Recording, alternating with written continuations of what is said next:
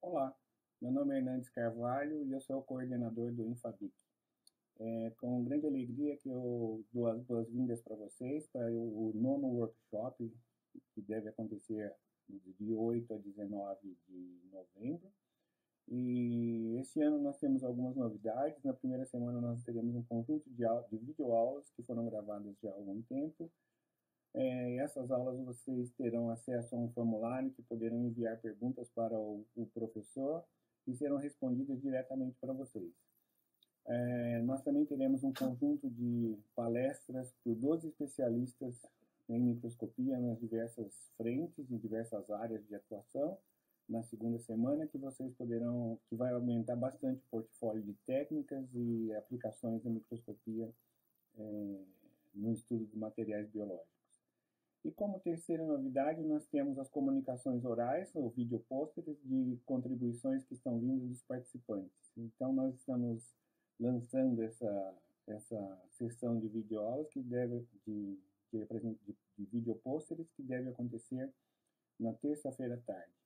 Então, eu espero que vocês aproveitem bastante o nosso workshop e que, em caso de qualquer dúvida ou qualquer sugestão, se comuniquem comigo, com a Mariana ou com o Breno, que estamos trabalhando conjuntamente na organização.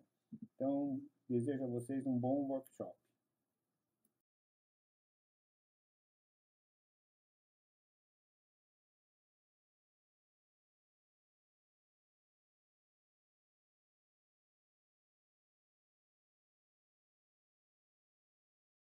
Agora, no período da manhã, nós vamos começar com a aula sobre conceitos básicos de ótica, que será ministrado pelo professor Carlos Len César, que é professor do Departamento de Física da Universidade Federal do Ceará e do Departamento de Eletrônica Quântica do Instituto de Física da Unicamp e que atua como vice-coordenador de INCT. Len, a palavra está com você. Muito obrigado por se juntar a nós nesse formato online e bom trabalho. Bom dia a todos. Obrigado, Hernandes. Então, deixa ver aqui, eu tenho que compartilhar a minha tela. Ótimo, está aqui. E vamos... A ideia aqui é sempre estar fazendo uma apresentação dos conceitos básicos que a gente vai precisar de ótica, principalmente nos que serão utilizados dentro das nossas práticas de demonstração. Então, não é um seminário mostrando o que está fazendo de pesquisa, é um seminário de apresentar os conceitos fundamentais aqui. Mas antes de começar com esses conceitos, eu queria chamar a atenção de um aspecto econômico do trabalho que a gente tem feito. Tá certo? O que se observou desde o começo da primeira Revolução Industrial é que o desenvolvimento mundial vem em ciclos grandes, de 50 a 60 anos, ligados a uma tecnologia que revoluciona, tá certo? A forma como a gente consegue fazer as coisas. Então, o primeiro foi da Revolução Industrial na Inglaterra, de 1771, baseado na máquina a vapor e na indústria têxtil. Depois veio as rodovias, depois veio aço e eletricidade, aí os carros de produção em massa, e a gente está vivendo no ciclo da era da informação e comunicações agora. E a pergunta que se fazia é por que as inovações não vêm continuamente, por que elas vêm em ciclos?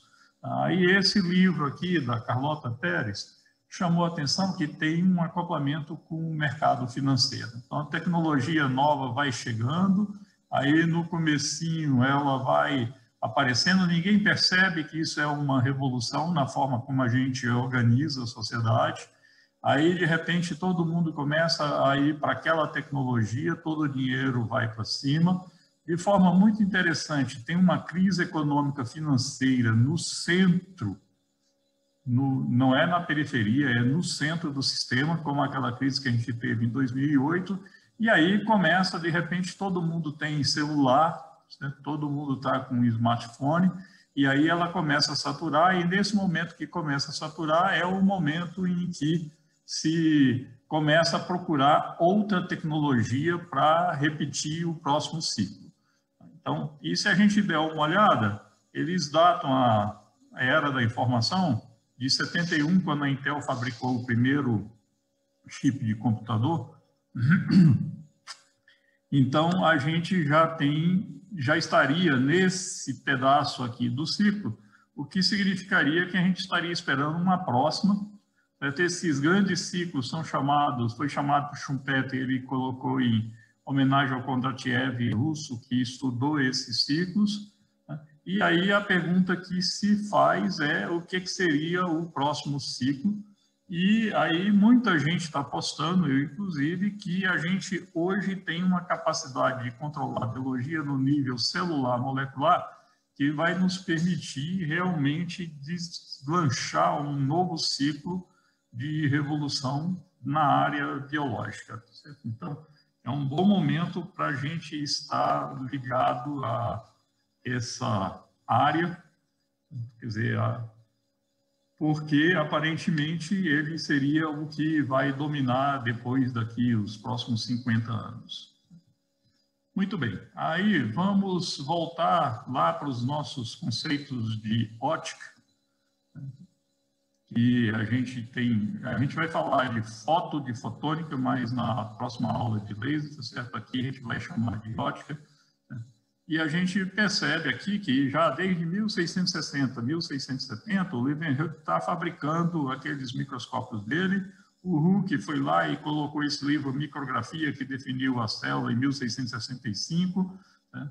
O Isaac Newton está publicando o Principia em 1687, embora ele tivesse desenvolvido já em 1665, e ele também está trabalhando com ótica, separando as cores, usando prismas na sala dele logo depois.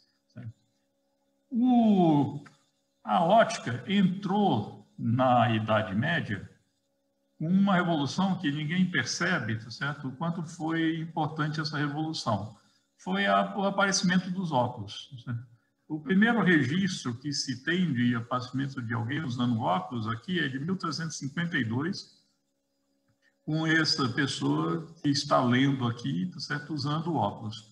Por que o óculos é tão importante? Porque depois dos 40 anos as pessoas começam a não conseguir mais mexer com a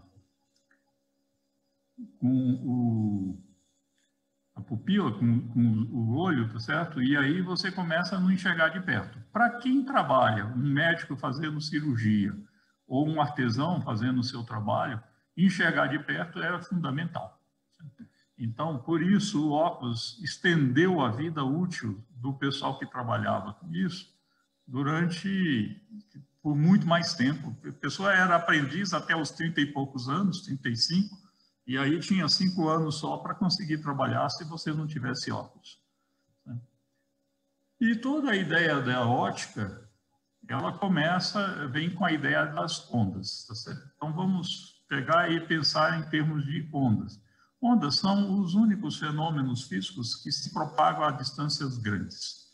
A gente, então, usa as ondas para a gente escutar, ondas acústicas, a gente enxerga com ondas eletromagnéticas luz, certo? Sempre que a distância for grande, a gente tem utilizado ondas, e hoje, cada vez mais, até para ligar a televisão, você tem usado ondas de rádio. Certo?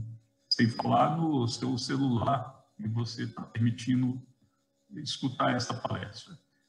Com essas ondas ópticas, a gente pode descobrir o que existe muito longe da gente, tipo nas estrelas. Né? Aí, usando ondas acústicas, a gente pode fazer um ultrassom e ver um bebê sem nenhuma destruição dentro da barriga da mãe, tá certo? Para dar uma olhada lá o que ele tem. Tá certo? Ela pode, então, ser detectada muito longe e é capaz de atravessar materiais, e é uma observação não destrutiva. Os animais usam sonar, por exemplo, o golfinho, os morcegos, né? E a gente aprendeu a usar o sonar à medida que apareceram os submarinos, e a gente pode fazer um mapeamento do fundo do mar. Agora, até dentro da terra mesmo, a gente tem usado ondas para você conseguir descobrir o que tem lá dentro. Certo? E aí a gente dá uma perguntada matematicamente o que é uma onda. Vamos começar com a seguinte situação. Suponha que você tem uma função f de x qualquer, né? Então aqui para a sua função f de x eu pus o pico bem em x igual a zero. O que acontece se a gente pega o argumento x e coloca x menos a?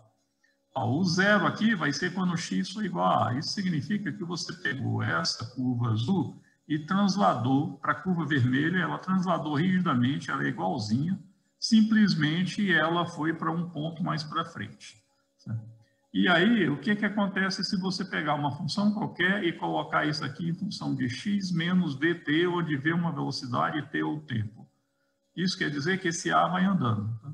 Então, você está pegando essa curva e andando com ela rigidamente ao longo do tempo. Então, toda onda simplesmente pode ser escrita como uma função, aqui eu estou falando em uma dimensão só, de x menos dt. Certo? Então, basicamente, você põe essa onda e entre fazendo x menos dt. X tem dimensão de comprimento. dt tem dimensão de comprimento.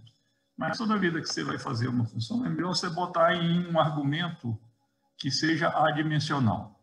Então, a onda harmônica é uma onda que ela se repete no espaço e no tempo.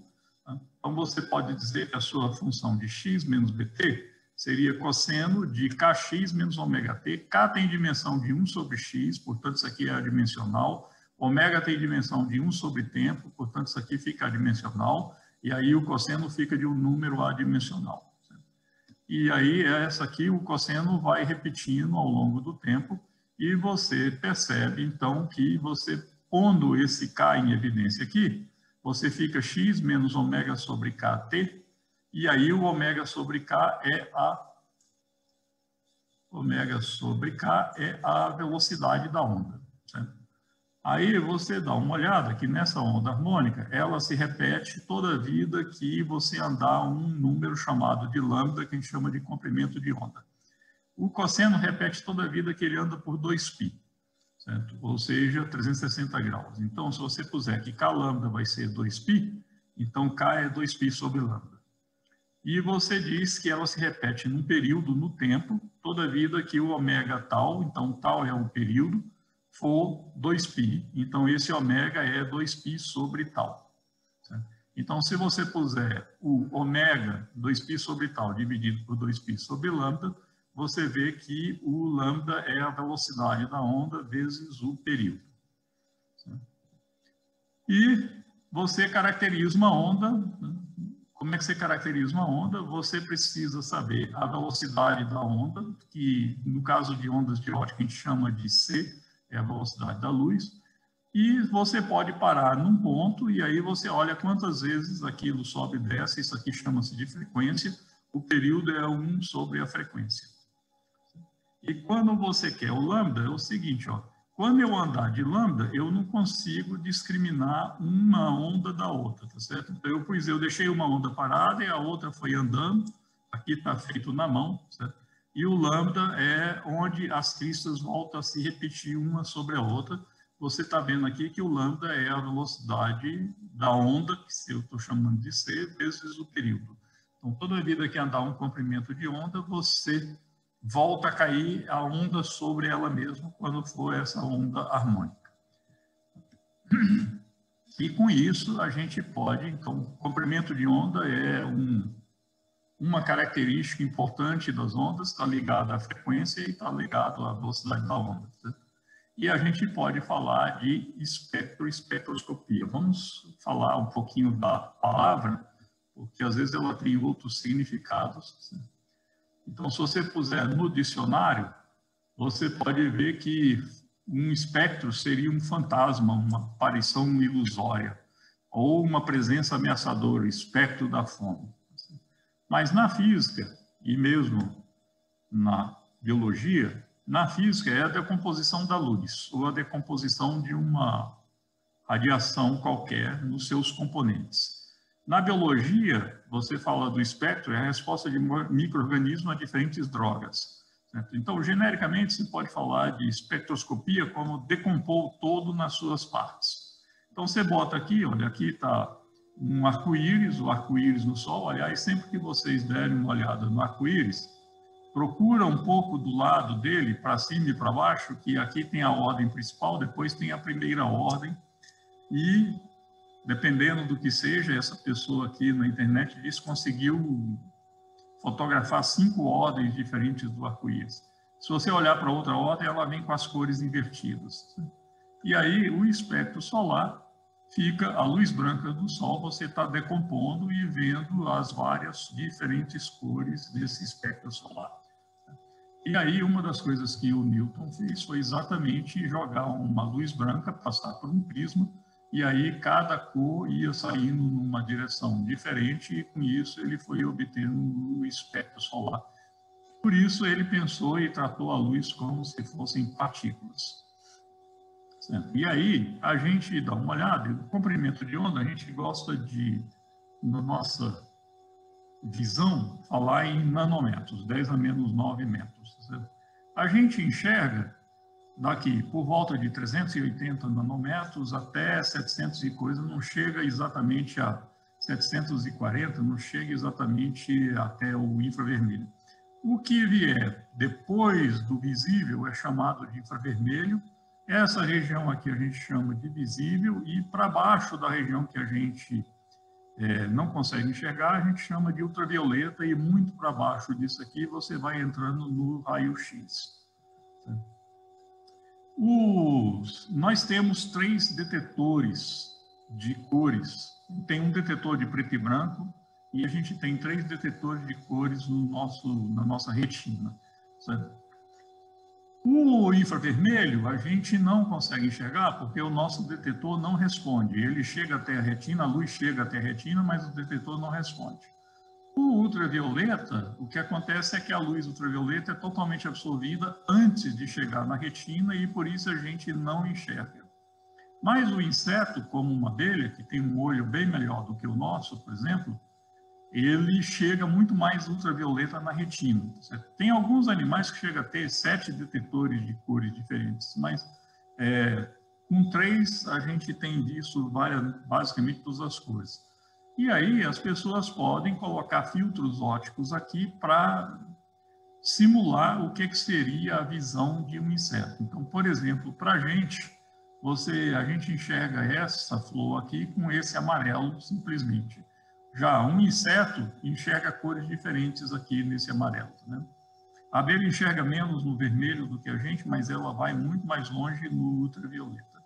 Então, a forma como eles veem as cores é diferente por conta da quantidade de luz que chega na retina e por conta de diferenças nos detetores. Aí vamos dar uma olhada nas ondas. A gente pode classificar as ondas como sendo transversais, então ela tem polarização. Você pode pegar, por exemplo, uma mola, e aí você desloca a mola perpendicular à direção da mola, e aí você tem uma onda que se propaga transversalmente a gente aqui, tipo ondas no mar, mas você pode pegar a mola e puxar a mola, e aí ela se propaga longitudinalmente. Então, ondas sonoras no ar, elas são longitudinais. Já as ondas eletromagnéticas que a gente está trabalhando, elas são transversais. Por exemplo, se você tem a propagação aqui, você tem um campo elétrico perpendicular à propagação e um campo magnético perpendicular à propagação e ao campo elétrico. Certo? E aí essa onda se propaga assim. As ondas que são transversais, você pode dizer se ela está se deslocando nessa direção ou na outra direção perpendicular à onda. Então, tem 2 direções, o que a gente chama de polarização da onda. E você pode ter os estados de polarização de forma diferente. Você pode pegar, por exemplo, uma luz totalmente despolarizada. Isso quer dizer que ela está mandando raios, um com a polarização numa direção, o outro na outra, o outro na outra. Então, a gente está colocando isso aqui em todas as polarizações. A gente tem uma luz linearmente polarizada quando a propagação dela é numa direção e o campo elétrico da luz é perpendicular numa direção bem definida, tipo aqui na perpendicular disso daqui. Certo? E aí, se você puser um polarizador na frente, você pode deixar essa luz passar ou não passar. E aí tem sido muito comum agora, nesses cinemas 3D, naqueles óculos 3D, você também usar a luz circularmente polarizada. Circularmente polarizada, você pode pegar essa mola que está aqui e você girar a mola assim, de modo que a luz vai fazendo, a polarização vai fazendo um círculo e andando, e aí você decompõe isso em girando para a esquerda ou girando para a direita. Certo? O que é bom para você usar nos óculos para separar o que um olho vê do que o olho vê, porque antigamente se usava aquele óculos com verde ou vermelho, mas aí as cores ficam diferentes de um olho do lado do outro olho. E com a polarização elas não ficam diferentes, mas você põe duas imagens ligeiramente deslocadas e aí você tem aquela sensação de 3 dimensões na sua tela. E as ondas, o que acontece quando elas interagem com o material? Elas podem ser, eu tenho um meio aqui que está separando, ela pode ser transmitida, ela veio daqui, parte dela passou. Elas podem ser absorvidas, então é totalmente absorvida e vira calor. Certo? Elas podem ser refletidas, e aí desde os árabes se percebeu que isso aqui entrega aquela lei o ângulo de incidência é igual ao ângulo de reflexão. Quando você passa de um meio para outro, elas são refratadas, então elas mudam o ângulo em que elas passam de um meio para o outro. Se você joga na tinta, por exemplo, da parede da sua casa, são partículas muito pequenininhas. Quando você joga a luz nessa partícula, ela simplesmente espalha a luz em todas as direções. Então você não tem aquela reflexão que vem direto, tipo um espelho, mas você tem uma luz espalhada. Certo? Ou, se você passar numa abertura pequenininha, elas podem ser difratadas. E, além disso, as ondas podem sofrer interferência. Certo? Onde você tem regiões onde isso aqui tem uma onda chegando, tem duas aberturazinhas aqui, e vocês percebem essa região aqui é uma região onde não tem onda nenhuma, nada acontece aqui, e tem regiões onde você tem um pico da onda que está aí. E todos esses efeitos a gente tem usado para observar o que acontece dentro dos materiais. Certo? E você tem reflexão sempre que dois meios forem diferentes. Certo? Se você pegar, por exemplo, pega uma corda, essa corda é grossa, e aí você liga a corda numa corda fina, menos densa. Então, tem uma corda mais densa, uma corda menos densa. Aí você põe um pico aqui, um pulso. Certo? Esse pulso caminha até encontrar com a junção das duas cordas. Certo? Se você está indo da corda mais grossa para a corda mais fina, da mais densa para menos densa, o pulso transmitido, ele vem, o pulso estava para cima, ele continua para cima, e o pulso que volta, ele vem para cima também. Certo? Então, ele bate aqui, retorna, a reflexão dele vem para cima. Agora, se você mandar o pulso da corda menos densa para a corda mais densa, o pulso que vai, ele vai de cabeça para cima, mas o pulso que volta, ele volta de cabeça para baixo. E quando você tem um meio, você tem aqui, se a gente fala, nos casos dos meios, a gente fala de índice de refração, certo? Aí se sabe que na reflexão o ângulo de incidência é igual ao ângulo de reflexão, portanto, esse ângulo aqui é igual àquele ângulo do lado de lá. Se esse meio aqui tiver um índice de refração mais alto do que o meio de fora, aí essa reflexão aqui vem de cabeça para baixo em relação à luz que veio. Então, ele muda, o que a gente chama de mudar de fase. Se ele for menor, ele vem sem essa mudança de fase.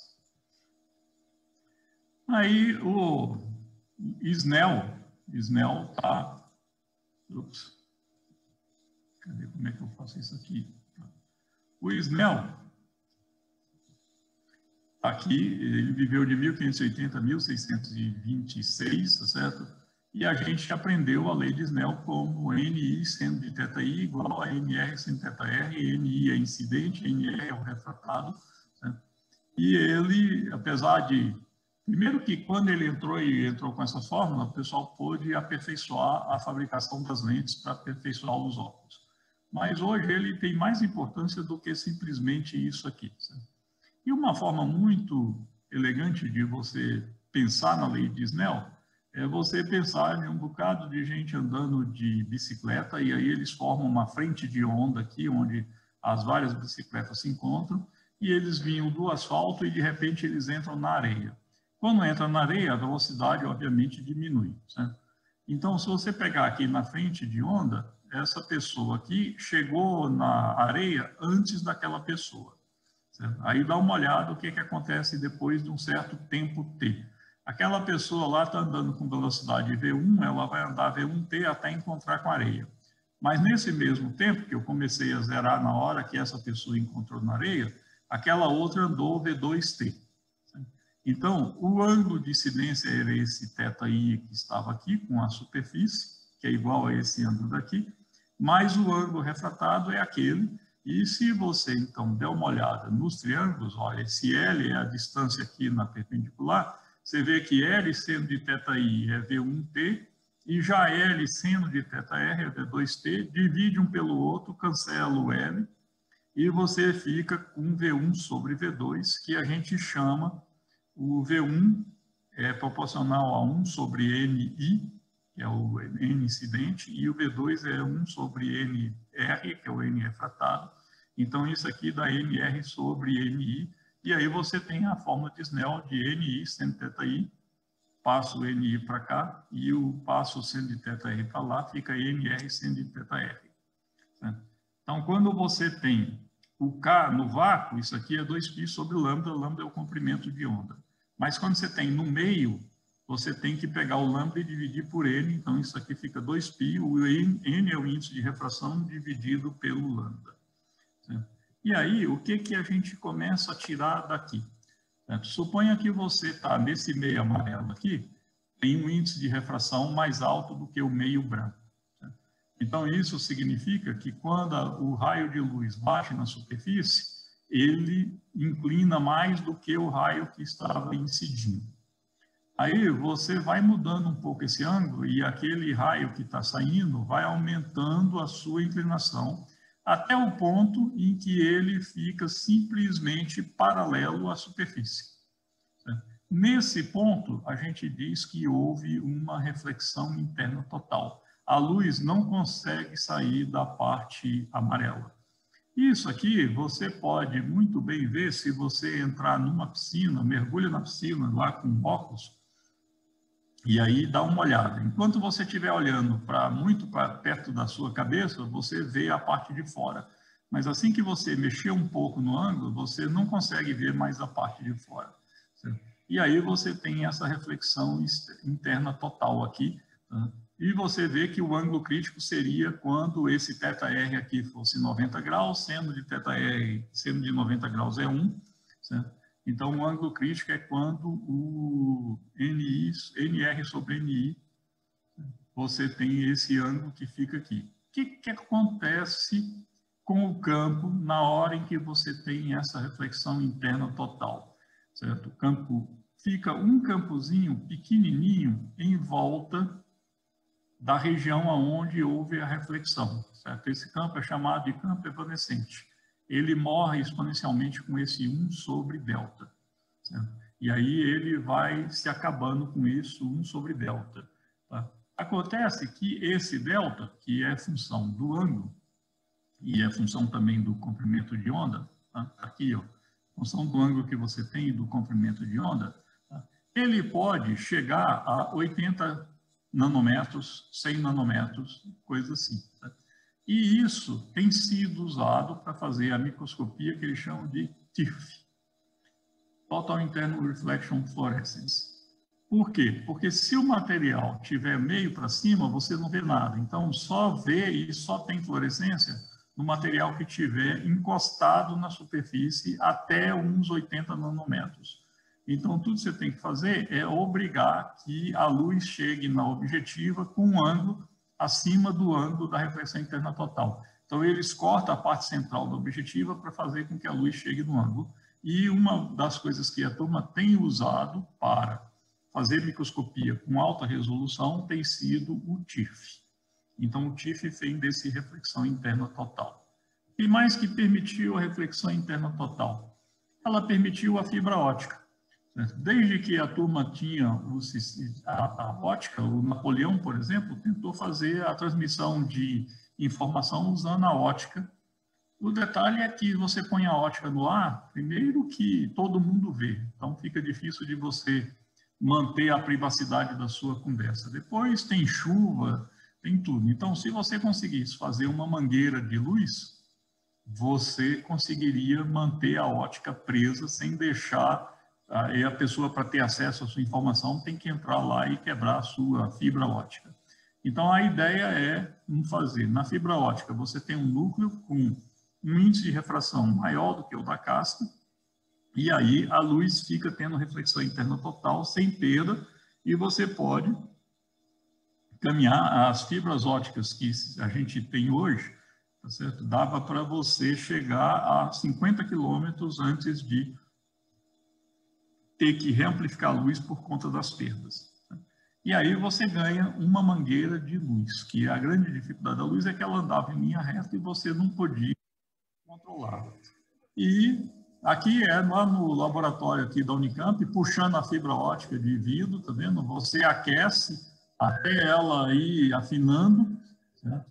E depois você vai puxando e mantendo a espessura dela, certo? E aí você pode jogar a luz dentro da fibra ótica, e aí você só está vendo aqui perdas que estão saindo um pouco, mas você pode caminhar quilômetros de fibra, e ainda poderia fazer uma roupa que muda de cor de acordo com a iluminação que você quer.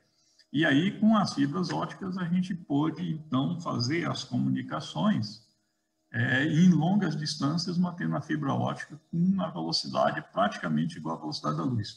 A velocidade da luz na fibra ótica não é a velocidade da luz no ar, é um pouco menor, mas ainda é uma velocidade altíssima. E aí a gente dá uma olhada de onde vem a origem da radiação eletromagnética. Você tem a origem da radiação eletromagnética no dipolo. No dipolo você tem uma carga mais Q e uma carga menos Q e a distância entre elas. Se o dipolo não oscilar, ele só cria um campo elétrico que fica localizado no espaço, não gera onda. Mas se você puser essas cargas para se aproximarem e se afastarem, por exemplo, com a distância variando com cosseno de ômega t, né? Aí esse dipolo, a gente põe o dipolo na direção do carga mais para carga menos, isso aqui seria um vetor nessa direção, certo? Aí toda vida que você puser esse dipolo para oscilar, ele emite radiação eletromagnética. Então uma antena, por exemplo, um fio para cá e um fio para lá, forma o dipolo que está aqui, e o padrão da radiação eletromagnética, o interessante dele, é que, obviamente, aqui eu estou pondo numa direção só, numa dimensão só, mas isso aqui seria um círculo em volta, tá? Ele emite em toda essa direção, mas basicamente perpendicular ao dipolo, ele não emite na direção do dipolo, tá certo? Ele basicamente está emitindo, e a potência máxima é sempre perpendicular ao dipolo. Então, se o dipolo está aqui, ele emite na direção perpendicular a ele, certo? Ele emite também nessas direções aqui, mas não emite na direção do dipolo, certo? E com isso, você pode chegar e perguntar, muito bem, quando a gente olha para o céu, a luz seria polarizada ou não polarizada? Quando a gente vê o céu, é porque a gente está vendo a luz espalhada, a menos que você esteja vendo no nascer do sol e no pôr do sol, ou se você olhar diretamente para o sol, certo? Aí você está vendo a luz que sai direto do Sol. Mas quando a gente olha e não está olhando direto para o Sol, você está vendo a luz que está sendo espalhada pelas moléculas da atmosfera, certo? E aí você pode pegar e pensar o seguinte, ó, aqui está vindo a luz do Sol, que não está vindo direto nos seus olhos, certo? E ela encontra uma molécula. Se a polarização da luz for essa, a luz vem despolarizada, então ela tem uma polarização nessa direção X e na outra direção Y aqui, certo? Se ela encontra o dipolo na direção do campo elétrico, ela faz esse dipolo oscilar. Então, essa daqui não faz o dipolo oscilar porque ele não está na mesma direção e essa polarização não está na mesma direção do dipolo.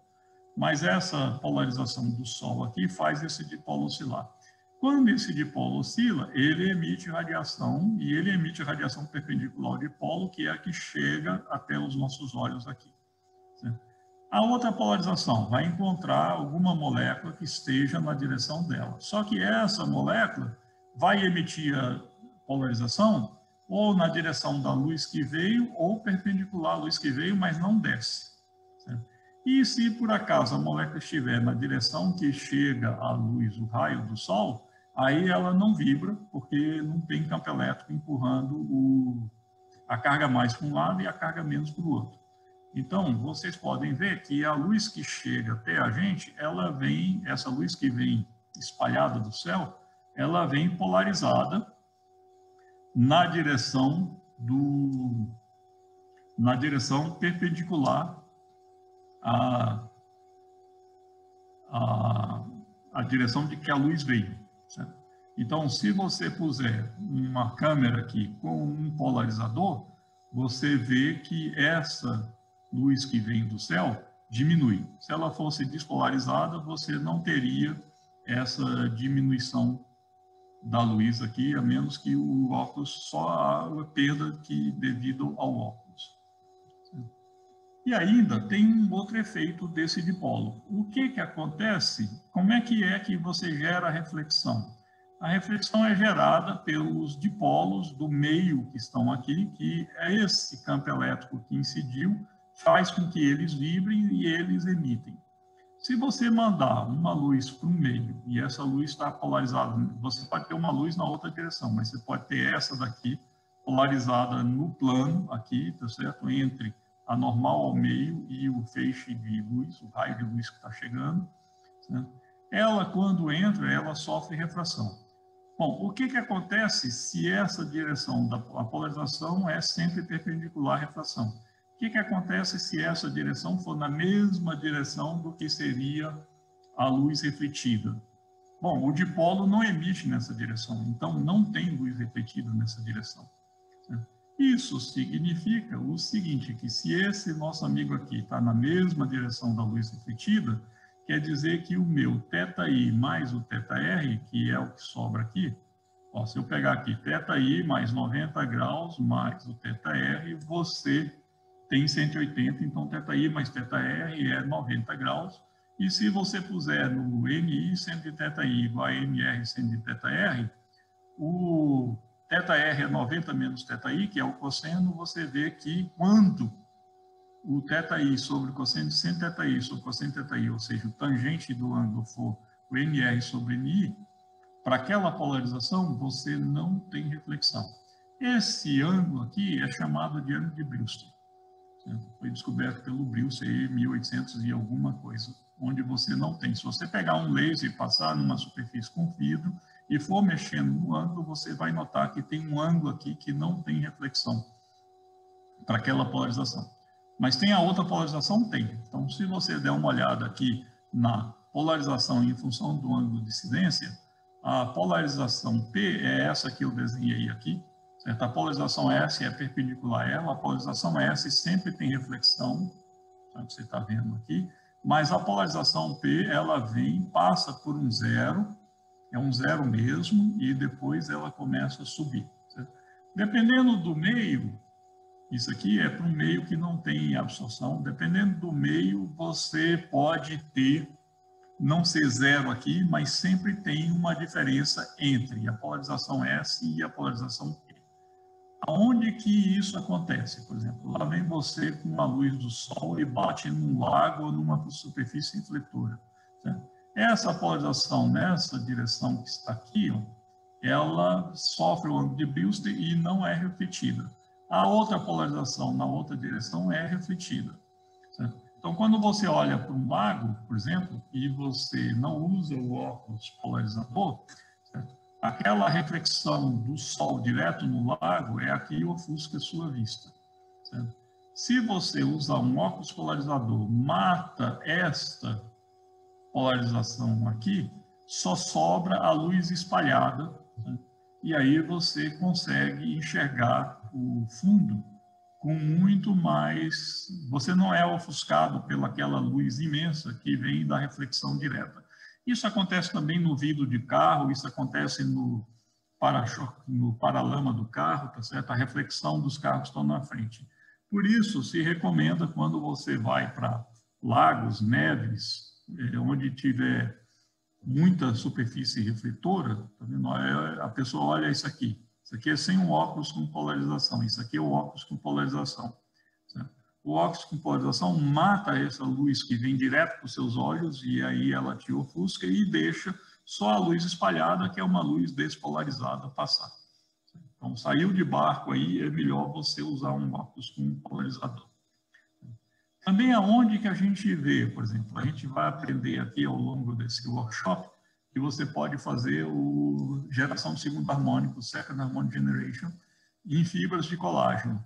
Se a polarização vem ao longo das fibrilas do colágeno, o segundo harmônico é forte. Se ela é perpendicular às fibras de colágeno, o segundo harmônico é fraco. Certo? Então, ou você usa uma luz circularmente polarizada para mexer nessa diferença que está aí. Aí, vamos falar de um outro fenômeno importante das ondas, que é a interferência. O que a gente sabe? Se você tem o campo elétrico de uma onda, vezes um cosseno de kx menos ômega t, a intensidade da onda é proporcional ao campo elétrico ao quadrado. O que acontece quando você tem duas ondas? Qual é a operação que vem primeiro? Você primeiro soma e depois eleva ao quadrado, ou você primeiro eleva ao quadrado e depois soma? Ou seja, aqui, ó, eu peguei o E1 mais o E2, somei e depois da soma eu elevei ao quadrado. Aqui a gente pegou o E1 elevou ao quadrado, o E2 elevou ao quadrado e depois somou os dois. Tá? Aí, na física, você tem que fazer a operação primeiro somar e depois elevar ao quadrado as ondas. Certo? Se você fizesse essa segunda, você não veria interferência. Por que isso aqui faz diferença? Ó, pega só, você tem aqui um E1 com cosseno de θ1, um E2 com cosseno de θ2. Vamos elevar ao quadrado. Você fica com E1 ao quadrado, cosseno ao quadrado de θ1, mais o E2 ao quadrado, cosseno ao quadrado de θ2, que é esse segundo, e tem esse termo cruzado aqui do E1 com E2. O 2E1, E2, cosseno de θ1, cosseno de θ2. Esse termo aqui, o 2E1, E2, cosseno de θ1, cosseno de θ2, é o que gera interferência. Então, ela só aparece porque você primeiro tem que efetuar a operação soma e depois você vai efetuar a operação elevar ao quadrado. Certo? E aí, eu prometo a vocês que a gente não vai usar muita fórmula aqui, certo? Mas a gente deve ainda lembrar, porque ainda tem aquele cursinho, Minha Terra tem Palmeiras, onde canta o Sabiá, seno A, cosseno B, seno B, cosseno A, tá certo? Você tem a fórmula do cosseno de A mais B, seno cosseno A, cosseno B, menos seno A, seno B, e o cosseno de A menos B só troca o sinal de menos para mais.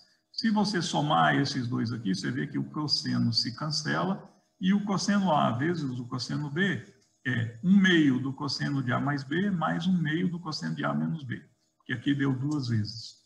Né? E se você inverte e disser que A mais B é θ2 e A menos B é θ1, você pode tirar aqui que o A é θ1 mais θ2 sobre 2 e o B é θ2 menos θ1 sobre 2. Portanto, você vê que o cosseno de θ2 mais o cosseno de θ1 é 2 vezes o cosseno de θ2 mais θ1 sobre 2 vezes o cosseno de θ2 menos θ1 sobre 2. Né? E aí, suponha agora que, então está aqui ó, o resultado que a gente tirou da interferência, suponha que você tem duas ondas com a mesma frequência, o mesmo K, né? Só que elas estão vindo de x diferentes, tá certo? Percorreram distâncias diferentes. Então, você tem aqui o y1 e o y2. Se eu pegar o y1 mais o y2 e usar essa fórmula aqui, que tem o cosseno e o cosseno, você vê que eu vou somar os dois. Se eu somar os dois, ó, eu vou ficar com x1 mais x2 sobre 2. Aqui vai ficar o ômega mais ômega dividido por 2 ômega, então isso fica cosseno de k sobre 2, x1 mais x2, menos ômega t. Mas quando eu pegar esse termo daqui e subtrair, vocês estão percebendo que o tempo sumiu. O ômega t foi embora, ele cancelou de um lado com o outro. Então ficou simplesmente k sobre 2, x2 menos x1. E esse termo daqui não depende do tempo. Esse daqui vai andando com o tempo. Tá? E aí você pode ver esse cosseno aqui do x2 menos x1, é um número que varia entre mais 1 e menos 1. Então, se o K sobre 2, x2 menos x1, for igual a mais 1, ou igual a menos 1, você vai elevar ao quadrado, então menos 1 ao quadrado dá na mesma, tá certo? Então, tanto faz ser mais 1 quanto menos 1. Você está percebendo, o K era 2π sobre lambda, isso aqui fica π sobre lambda vezes ΔX é o x2 menos x1. Se isso aqui for mπ, você tem isso aqui sendo o máximo. Tá? Então, mas esse daqui, ó, o π cancela, está dizendo que quando o ΔX for um múltiplo de comprimentos de onda, você tem um máximo. Por outro lado, quando é que esse cosseno seria zero, onde você não tem nada? Vai ser quando o seu π sobre lambda ΔX for n mais meio π. Certo? Que aí dá π sobre 2, cosseno de π sobre 2, cosseno de 90 graus é zero. Então, isso quer dizer que quando o seu ΔX for um número inteiro de comprimento de onda mais metade do comprimento de onda, você tem zero. Então, você tem mínimo. Então, isso aqui é uma interferência destrutiva, essa daqui é uma interferência construtiva. Para onde a gente usa isso? Pega o exemplo de um óculos. Os óculos hoje estão todos vindo com esses, eles chamam de anti-reflection coating. Esses polimentos, um filme anti-reflexo. Antigamente eu não gostava desse anti-reflexo, você fica tendo que tomar cuidado, o óculos suja, tem que tomar cuidado com limpar. Mas agora você nem consegue mais comprar um óculos que já não venha com um filme anti-reflexo. Então, em cima do vidro, você põe um filmezinho com comprimento de onda aérea. O que que acontece? Lá vem a luz incidindo no seu óculos. Uma primeira reflexão na primeira superfície vem daqui. A segunda, ela tem que ir até onde ele encontra com o vidro, reflete de volta e sai. Então, note que essa luz aqui andou duas vezes, porque ela foi e voltou duas vezes o comprimento do filme. Então, o seu ΔX aqui é 2L, certo? Em relação ao comprimento do filme. E o seu ΔX vai ser antirreflexo, ou seja, não tem reflexão quando for m mais meio de lambda. Certo? Então, se o seu lambda for exatamente igual a 2L, você teria um espelho perfeito. Então, toda a luz seria refletida exatamente naquele ponto.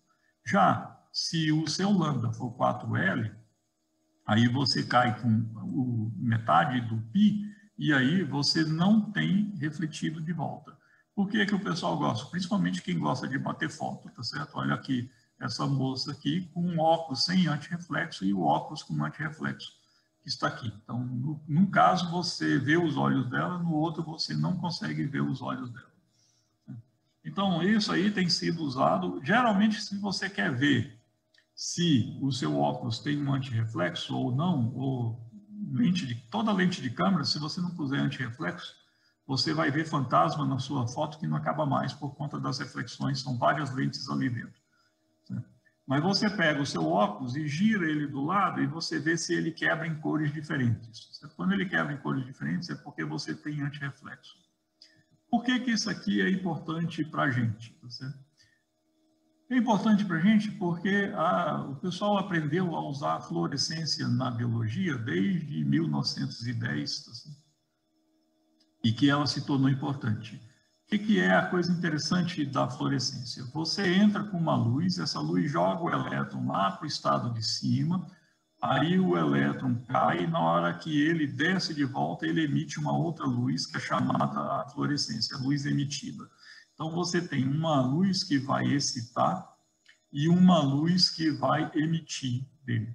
E você tem duas bandas aqui, você tem uma banda de absorção, o que a gente chama de banda de excitação, essa azul, e do outro lado sai a banda de emissão, com um comprimento de onda diferente do comprimento de onda da luz que excitou. Então, é super importante o fato de que o comprimento de onda da luz emitida é diferente do comprimento de onda da luz que você excitou. Essa diferença dos picos é chamada de Stokes shift, é o deslocamento de Stokes, foi descoberto pelo Stokes. Tá? Por que que isso aqui é importante? Tá certo? Porque a fluorescência é o sinal óptico mais alto em que, para eu perguntar alguma coisa sobre o meio, eu mando uma onda naquele meio. Então, eu vou dizer que o lambda dessa onda é o lambda de interrogação. aí aquele meio me responde entregando uma outra radiação, uma outra onda, com um lambda que é chamado de lambda de resposta. Se o lambda de resposta for igual ao lambda de interrogação, é difícil de você separar o que é resposta do que é interrogação. Então, você não tem contraste. E a fluorescência, o lambda de resposta é diferente do lambda de interrogação. O comprimento de onda de resposta é diferente do comprimento de onda de interrogação. No caso de absorção, que é o que a gente vê quando a luz é absorvida, ou você absorve demais a luz para você ter contraste, tá certo? Ou você não consegue ver simplesmente porque o comprimento de onda é o mesmo. Ou ele passou ou ele não passou, tá certo? O quanto dele que passou foi pouco. Mas na fluorescência não, o comprimento de onda é diferente. Então, você consegue separar só o que é resposta daqui.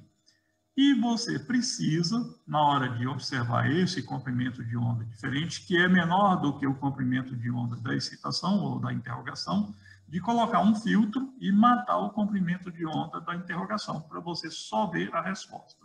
Certo? E aí é onde a gente precisa de usar os filtros. Tá certo? E a gente pode pôr esses, são chamados filtros dicróicos, tem duas cores ou mais de duas cores, tá certo?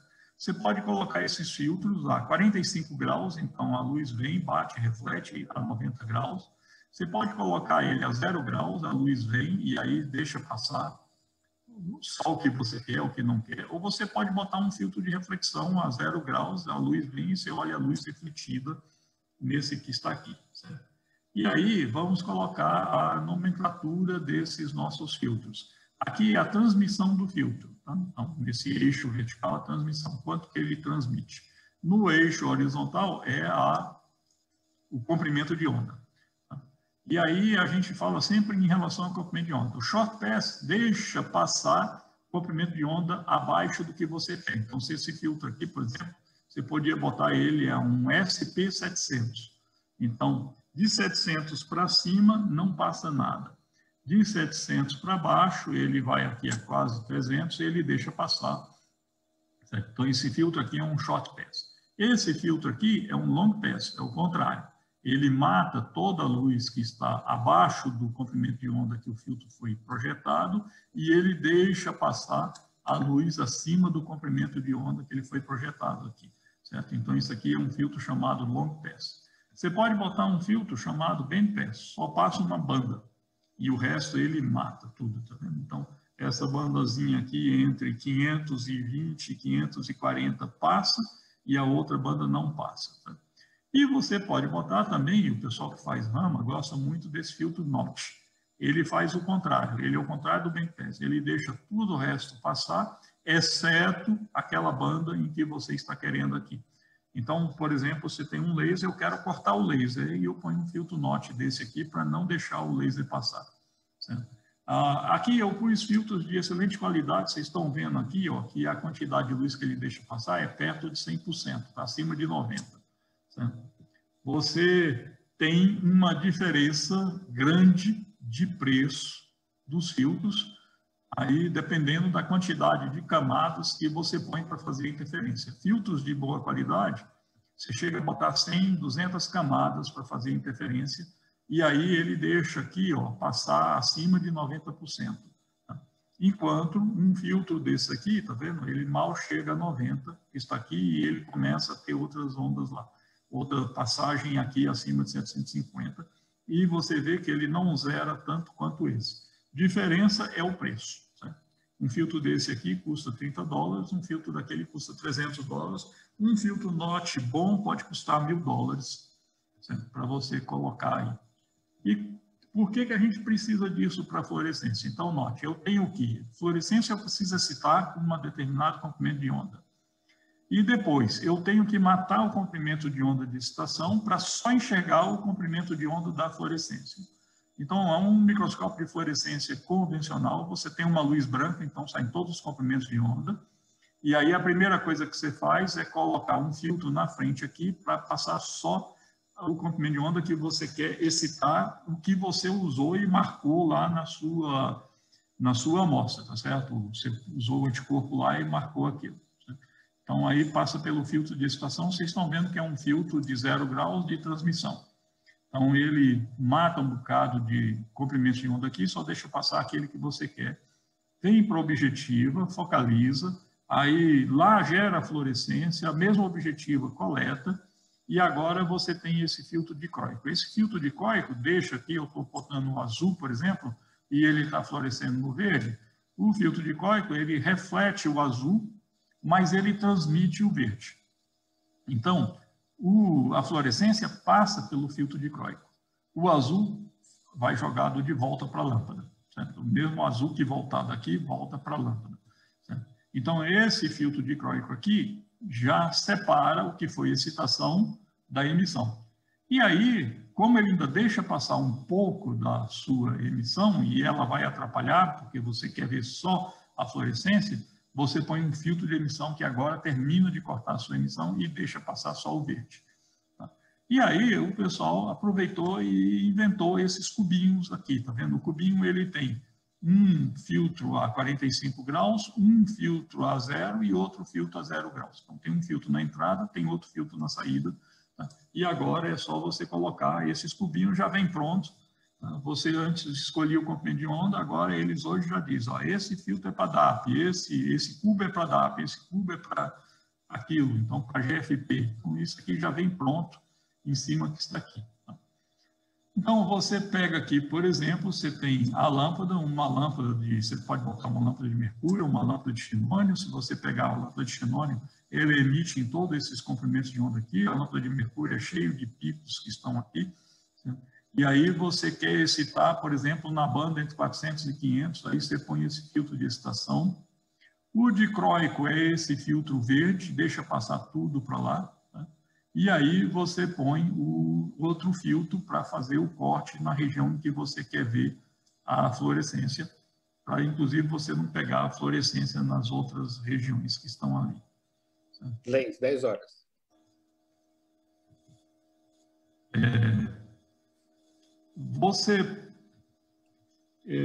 Tá bom, eu